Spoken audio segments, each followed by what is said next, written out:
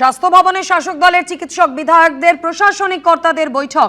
স্বাস্থ্য দপ্তরের principal secretary এবং সচিব পর্যায়ের আমাদের সঙ্গে বৈঠক চিকিৎসক বিধায়কদের।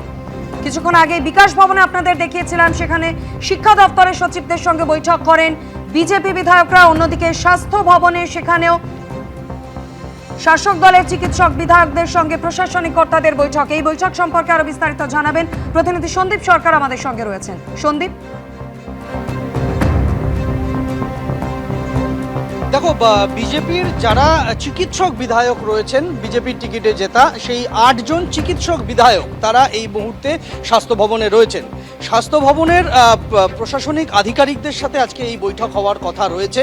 আগের দিন এসএসকেএম হাসপাতালে মুখ্যমন্ত্রী বৈঠক করেছিলেন বিভিন্ন সরকারি হাসপাতালের অধ্যক্ষ এবং উপাধ্যক্ষদের সঙ্গে, কিন্তু প্রশাসনিক কর্তা যারা রয়েছেন, প্রিন্সিপাল সেক্রেটারি থেকে শুরু করে বিভিন্ন প্রকল্পের সচিব পর্যায়ের যারা অফিসাররা রয়েছেন, আইএএসরা রয়েছেন, বিভিন্ন WBCS আধিকারিকরা যারা রয়েছেন, যারা স্বাস্থ্য দফতরকে চালান, তাদের সঙ্গে আজকে স্বাস্থ্য ব্যবস্থাকে কিভাবে ঢেলে সাজানো যায় তা নিয়ে বৈঠক, এবং সেই বৈঠক শুরু হয়েছে কিছুক্ষণ হলো। 8 জন চিকিৎসক বিধায়ক আজকের এই বৈঠকে রয়েছেন।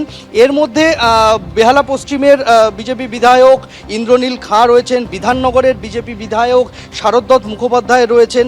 এছাড়াও আজকের এই বৈঠকে রয়েছেন অশোকনগরের বিধায়ক সুমন হীরা, এছাড়াও জামুরিয়ার বিধায়ক চিকিৎসক বিজন মুখার্জি, কুলটির বিধায়ক রয়েছেন, চণ্ডীপুর এবং তমলুকের বিধায়ক রয়েছেন। প্রত্যেকেই কিন্তু তারা পেশায় চিকিৎসক।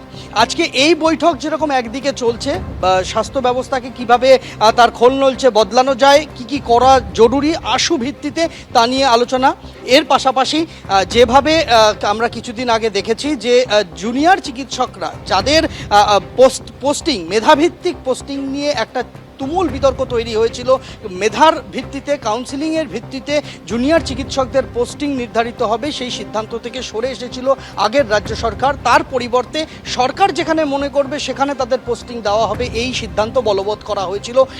আগের ওই সিদ্ধান্তকে কিভাবে সরিয়ে নতুন করে সেই পুরনো যে সিদ্ধান্ত মেধাভিত্তিক পোস্টিং তা আবার চালু করা যায় কিভাবে, এই সমস্ত বিষয়ে আলোচনা হওয়ার সম্ভাবনা রয়েছে।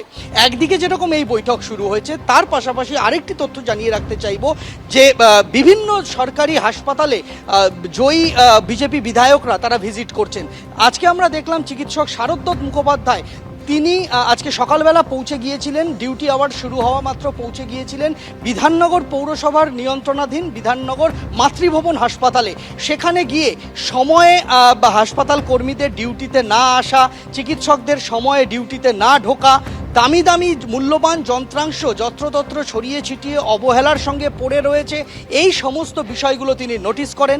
এরপরে বিধাননগর পুর নিগমে গিয়ে সেখানে বিধাননগর পুর নিগমের তৃণমূল কংগ্রেসের যারা জয়ী কাউন্সিলররা রয়েছেন এবং মেয়র পারিষদরা রয়েছেন, সব্যসাচী দত্ত থেকে কৃষ্ণা চক্রবর্তী, যারা তৃণমূলের নেতা নেত্রীরা যারা বিভিন্ন কাউন্সিলর MIC পদে রয়েছেন, তাদের সঙ্গে বৈঠক করেন এবং হাসপাতালের পুরো হাসপাতালের অব্যবস্থা নিয়ে একরাশ ক্ষোভ উগরে দেন বিজেপির জয়ী চিকিৎসক বিধায়ক শারদত্ত মুখোপাধ্যায়। এবং হাসপাতালের প্রত্যেকটি জায়গায় জায়গায় মূল্যবান চিকিৎসা সরঞ্জাম, দামি দামি যন্ত্রপাতি ডাম্প করে পড়ে রয়েছে, অব্যবহৃত পড়ে রয়েছে। কেন, এটা জানতে চান।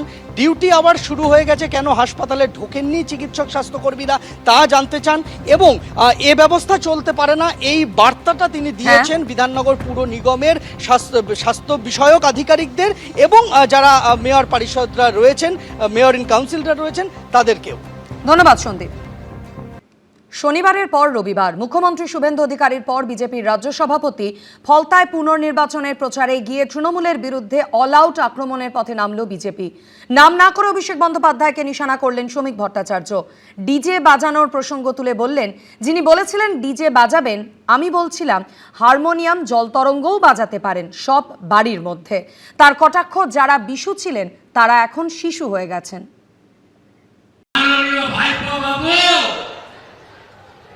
কালকে প্রপার্টি লিস্ট আনলাম কলকাতা কর্পোরেশন থেকে। কোথায় পুষ্পা,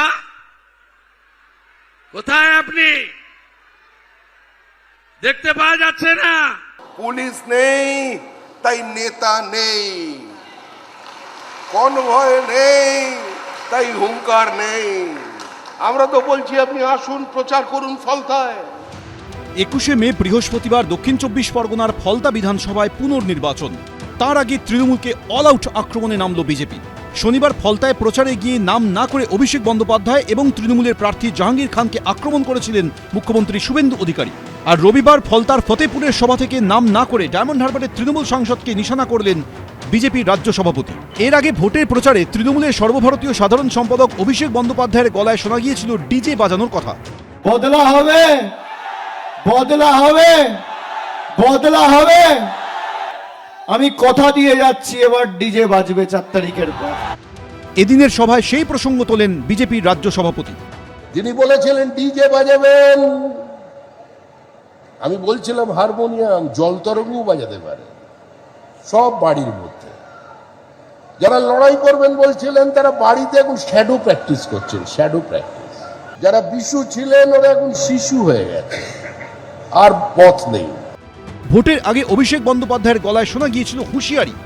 যারা আমাদেরকে এসে ধমকাচ্ছে, বাংলার মাটিতে এসে বাঙালিকে চমকাচ্ছে, উল্টা করকে লটকা দেগা, আমি বলবো যে সৎসাহস থাকলে 4 তারিখ বাংলায় থাকবেন, বেলা 12টার পর কথা হবে, দেখা হবে। কে কাকে উল্টো করে টাঙায় বাংলার মানুষ দেখিয়ে দেবে 4 তারিখ। এদিন তা নিয়েও মুখ খোলেন শ্রমিক ভট্টাচার্য। ডায়মন্ড হারবারের মানুষকে, কিছু অংশের মানুষকে কিছু পাইয়ে দেওয়া হয়েছে, কিছু অংশের মানুষের সামনে বোঝানো হয়েছিল যে বিরোধী বলে কিছু থাকবে না। আমরা উত্তরাধিকারীকে বলছি, হয় সোমা ঘোষের আবহন স্বীকার করুন, উনি বরণ করবেন একদম লাল পাড় শাড়ি পরে, শাঁখ বাজিয়ে সাজিয়ে গুছিয়ে আমরা পৌঁছে দেব, আর না হলে গ্রিন করিডোর দিয়ে দমদমে পাঠিয়ে দিচ্ছি, যান অমিত শাহর বাড়িতে। ওনার দল এখন ক্ষমতায় এসছে, যেভাবেই ও ক্ষমতায় এসছে, তো ক্ষমতায় আসাটা কি খুব গণতান্ত্রিক পদ্ধতিতে হয়েছে? ইলেকশন কমিশনকে ব্যবহার করে বৈধ ভোটারদের বাদ দিয়ে 32 লক্ষের বেশি ভোটার এখনও ভোটার লিস্টে নেই। মেশিন নিয়ে অভিযোগ আছে, গণনার সময় লুট হয়েছে কেন্দ্রীয় বাহিনীকে ব্যবহার করে। তাহলে সেটা কি গণতান্ত্রিক? তো ক্ষমতায় আসাটাই তো গণতান্ত্রিক নয়। তো ফলে এখন ওনারা এসেছেন, তাই ওনারা এসব কথাবার্তা বলছেন। মুখ্যমন্ত্রী হওয়ার পর শনিবার প্রথমবার ফলতায় গিয়ে পুনর্নির্বাচনের জয়ের টার্গেট বেঁধে দিয়েছিলেন শুভেন্দু অধিকারী। রবিবার সেখানে গিয়ে তৃণমূলকে কার্যত অপ্রাসঙ্গিক বলে আখ্যা দিলেন শ্রমিক ভট্টাচার্য। এই বিধানসভার পুনর্নির্বাচনে শুধু দেবাংশু পণ্ডাকে জেতানো নয়, 1 লক্ষের বেশি ভোটে জিতিয়ে আমাদের কাছে পাঠাবে। যে রক্ত মাখা অস্ত্র হাতে যত রক্ত মাখি, শিশু পাঠ্য কাহিনীতে থাকে মুখ ঢাকি। আমাদের এই পথ দিয়ে যেতে গেলে তৃণমূল কংগ্রেস আগে আক্রমণ করতো, আক্রমণ। আজকে তৃণমূল কংগ্রেসের পতাকা নেই, তৃণমূল কংগ্রেসের ছবি নেই। 29শে এপ্রিল ভোট হয়েছিল দক্ষিণ 24 পরগনার ফলতায়।